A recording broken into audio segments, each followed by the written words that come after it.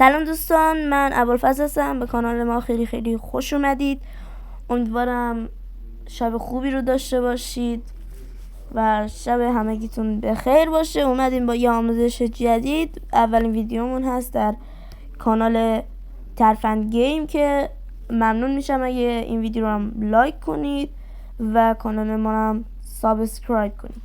خب میخوام آموزش گرفتن کوین در ای فوتبال رو بهتون بگم، یا همون PS خودمون.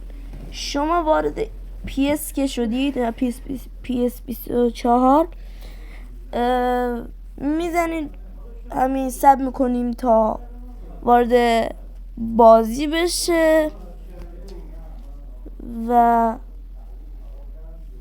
بچه این نکته رو بگم که ما چند تا کانال دیگه هم زدیم، ممنون میشم اونا رو هم سابسکرایب کنیم که در آینده ویدیو بذاریم برای اونجا. و من ویدیو رو استوب میکنم تا سریعتر بیاد. خب ویدیو رو استوب کردم چون وقت تنظیمات رفتم صدا رو ببندم که اذیت نشید. خب وارد بخش هوم میشید و روی بخش مچ یا همون گزینه بازی ها کلیک میکنید که اونجا اولین روش رو میخوام بهتون بگم.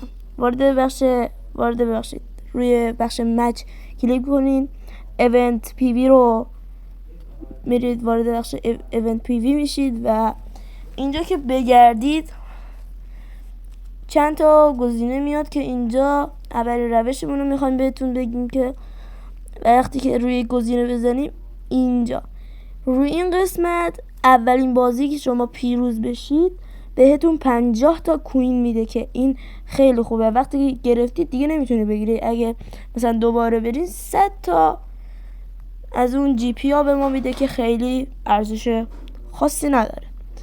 جدی میفرمایید؟ خب میایم وقتی که اومدیم بیرون میریم که دومین روش رو بهتون میگم. دومین روش وارد بخش میسیون میشید و پچ پاس رو میزنید. روی بخش پچ پاس میزنید. ببخشید من نگم لغاتم ضعیفه چون زبانم میگیره.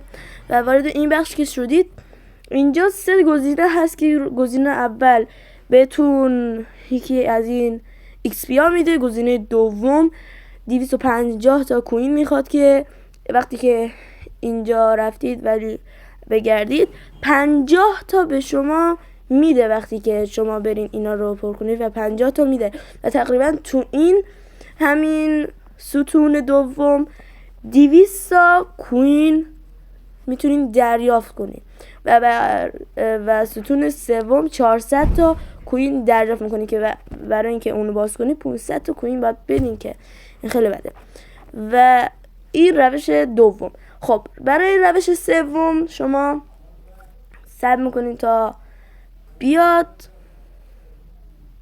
خب اومدیم بیرون، وارد ترکیب تیممون میشیم، وارد روی تیممون میزنیم، گزینه اول رو کلیک میکنیم یا همون اوتو بزنیم و روی گزینه کلیک میکنیم، گزینه تاییدم میزنیم و اینجا که اومدید چند تا گزینه بالای صفحه بر شما میاد که وقتی که اینو زدید وارد دوباره بخش میسیون میشید.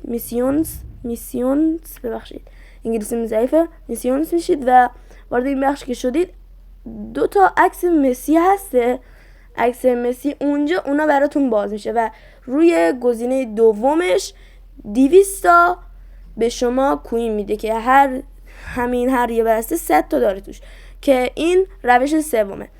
برای روش چهارم که روش چهارم همه پلیرها استفاده میکنن خرید کوینه که شما باید وارد سایت کونامی بشید، یک اکانت کونامی داشته باشید که اون اکانت کونامی رو بسازید. حالا ما توی ویدیو جدا این آموزش رو به شما میگیم. خب این روش چهارم و امیدوارم از این ویدیو خوشتون اومده باشه. اگه خوشتون اومده بود حتما این ویدیو رو لایک کنید و چنل ما رو هم سابسکرایب کنید. تا ویدیو بعدی، خداحافظ.